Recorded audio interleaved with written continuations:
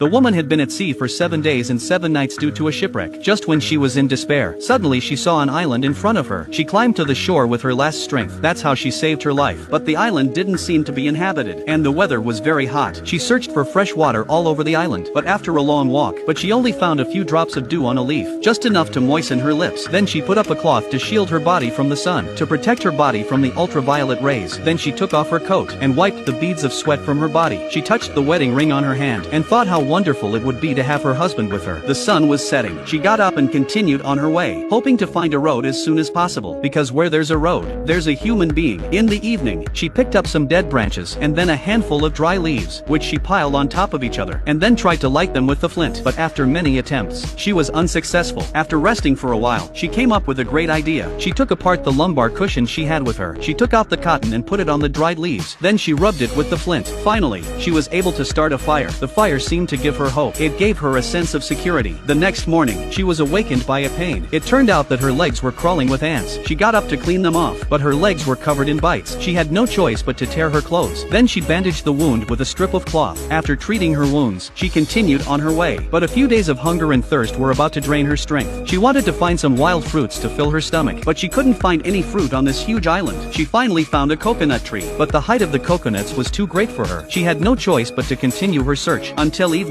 she couldn't find a single fruit or drop of water. Helpless, she sat down on the ground. She leaned against the tree to get some rest, but the darkness of the forest was terrifyingly silent. She was afraid that a wild animal might suddenly appear, and with that fear, she slowly fell asleep. The next day came. When she opened her eyes, she was almost scared to death. She saw a poisonous snake crawling on her body. She held her breath and didn't dare to move. Luckily, the snake was just passing by. Once she was safe, she got up and hurried on her way, but the wound on her leg was getting worse. Plus she hadn't eaten or drunk for days. Her body has reached its limit. She even began to stagger when she walked. Just when she was in despair, a white light suddenly appeared in front of her eyes, and then a man appeared in front of her. She wanted to call for help, but she found she didn't even have the strength to open her mouth. Then she fell to the ground and fainted.